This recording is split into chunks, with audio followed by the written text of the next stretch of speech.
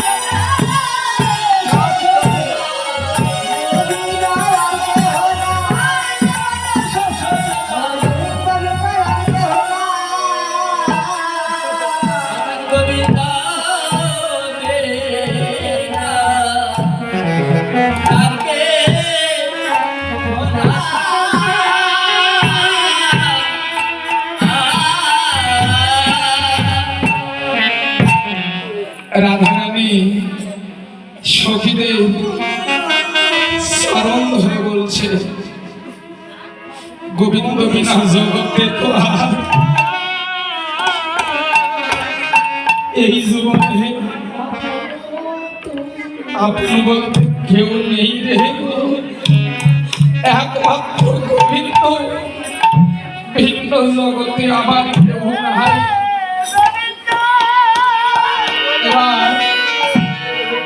ললিতা কইতে লাগলে, সখী ওই গোবিন্দের সহিত তোর মিলন করবার জন্য এই অভিসারের শাস্তে বলছি। তবে তুই কেমন ভাবে সাজবি একটিবার শুনে, তুই কেমন ভাবে সাজবি? শ্রম জলে যাবে ভাসি, মলিন হবে মুখ শশী।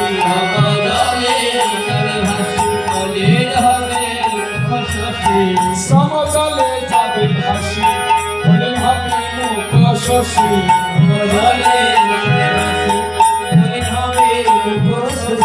কাজল পড়িতে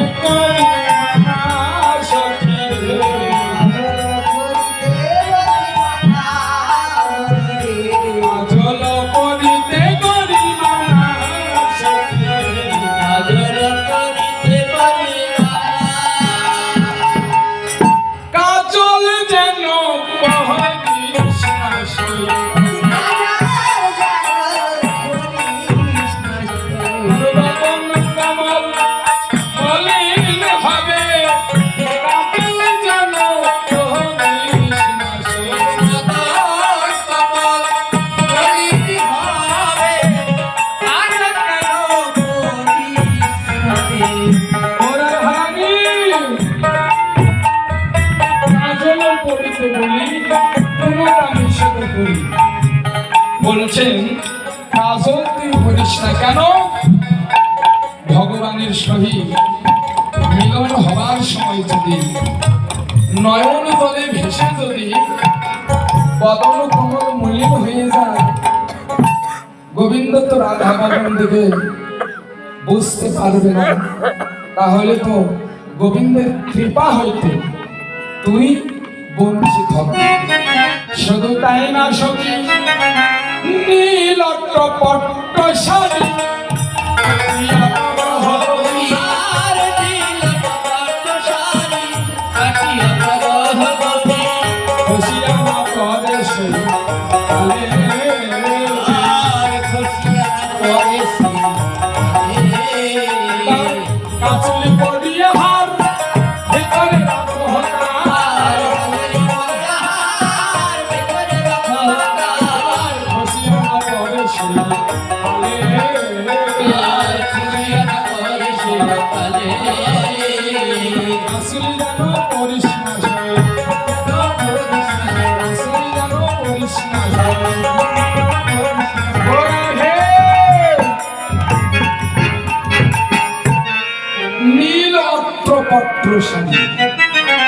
পরনে যে তোর এই নীলখানা বসন আছে, যদি তুই পড়িস, যদি গমন করার সময় খসে পড়ে, তোর আর ভজন হবে না।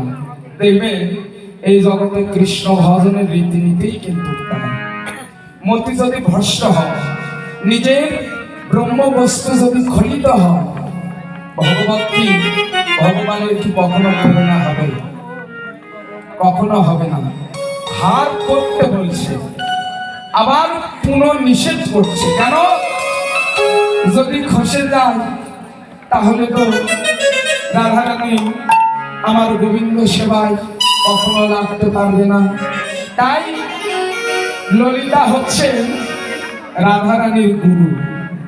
গুরু হচ্ছে এই জগতে পথ প্রদর্শক। কেমন করে ভজনের পথে, সাধনার পথে, ভাবনার পথে উন্মুখ হবে গুরুদেব ভক্তকে তিনারাই বোঝায়। তাই ললিতা হচ্ছে সত্যের মাঝে গুরু। গুরুর উপদেশ তো মানতেই হবে। এবার ললিতা সখী বলছে, সখী নূপুর পড়িতে বলি,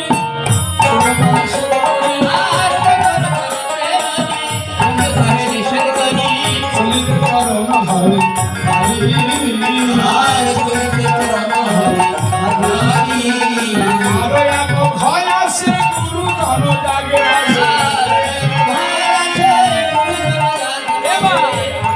ভয় আছে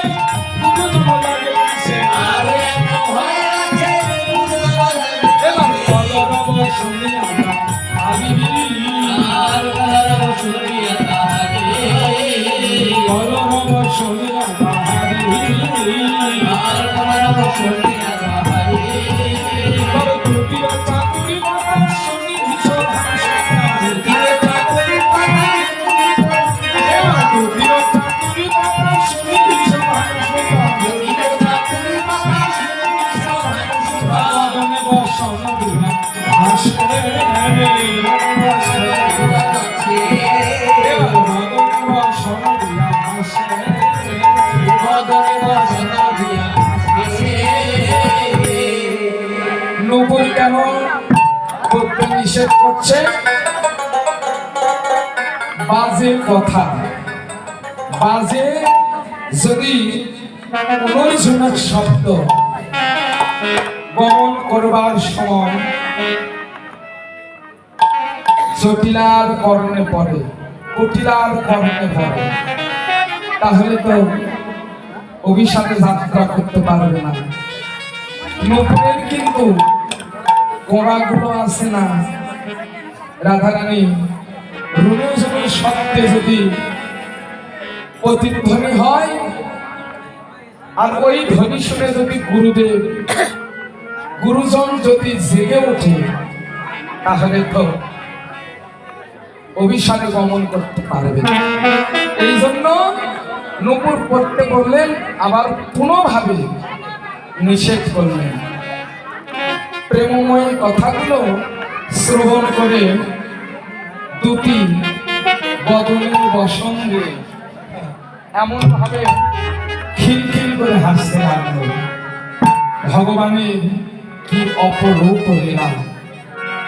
তিনি তো অন্তর্যামী, সকলেই জানেন, কিন্তু লীলাটি ভক্তের হৃদয়ে স্থাপন করবার জন্য, বৃন্দাবনের লীলাটি পরিপুষ্ট করবার জন্য ভগবান এগুলো নিত্য লীলা করেন। একমাত্র ভক্তের হৃদয়ে জানানোর জন্য, দেখানোর জন্য ভগবান এই লীলাগুলো করলেন।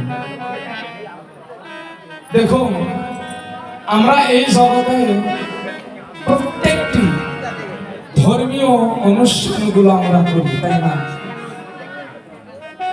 করি বা আমরা করে থাকি। কেন করা হয় এইগুলো? দুর্গা পূজা, কালী পূজা, মহতী যজ্ঞ অনুষ্ঠানগুলো করা হয় এই কারণে যে আগামী দিনে যারা ভবিষ্যৎ আমাদের সন্তানাদি, এদের অন্তরে এই ধর্মীয় অনুভূতিগুলো দেবার জন্য, জানানোর জন্য, তাদের অন্তরে ধর্মীয় অনুভূতি জাগ্রত করবার জন্য এই মহৎ যজ্ঞ অনুষ্ঠানগুলো, পুজো পার্বণগুলো করতে হয় আমাদের।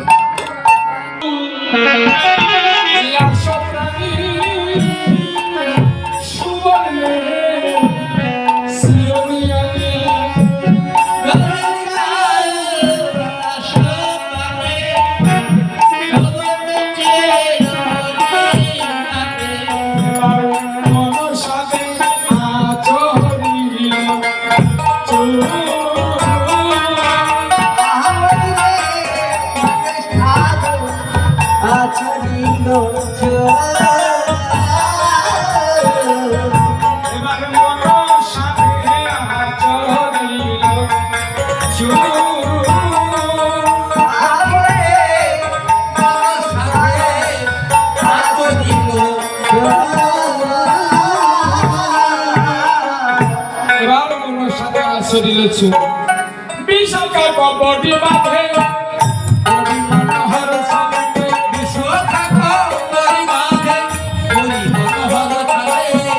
সারি সারি দিল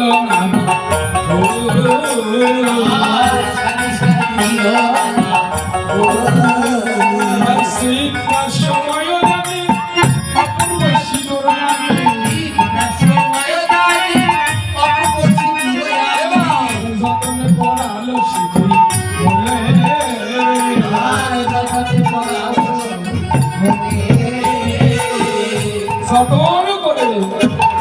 এবার সিটি মিলে পড়াই দিলেন। এবার কি করলেন? সুতে বিহরিষ হইয়া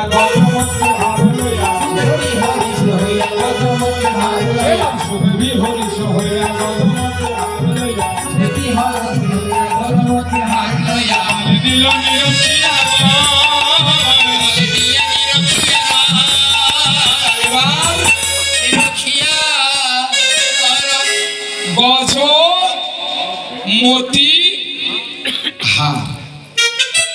এবার সুদেবী সম্মুখে এনে রাধারানী বলছে, ও রাধে, এই যে তুই গজ চাস, গজ শব্দের অর্থ হচ্ছে হাতি, তুই এই মণিমুক্তার হার চাস না তুই মতি চাস?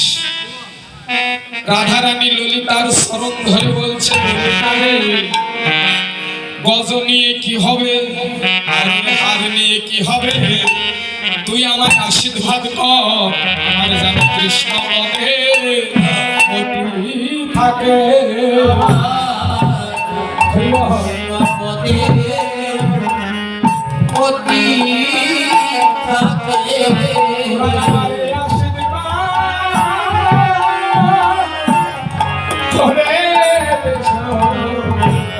আমার যেন কৃষ্ণ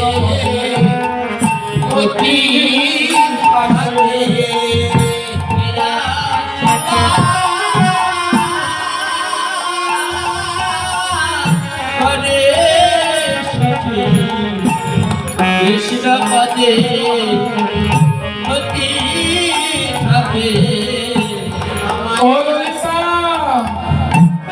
তোরা আমায় এই আশীর্বাদ কর, কোটি জন্ম জন্মান্তর ধরে যতবার পৃথিবীর বুকে আসি না কেন, ওই কৃষ্ণ পথে যেন আমার এই শুদ্ধ মতি থাকে, আমার যেন মতি ভ্রষ্ট কখনো না হয় সখী। হরে কৃষ্ণ। আমার সময় প্রায় শেষ হতে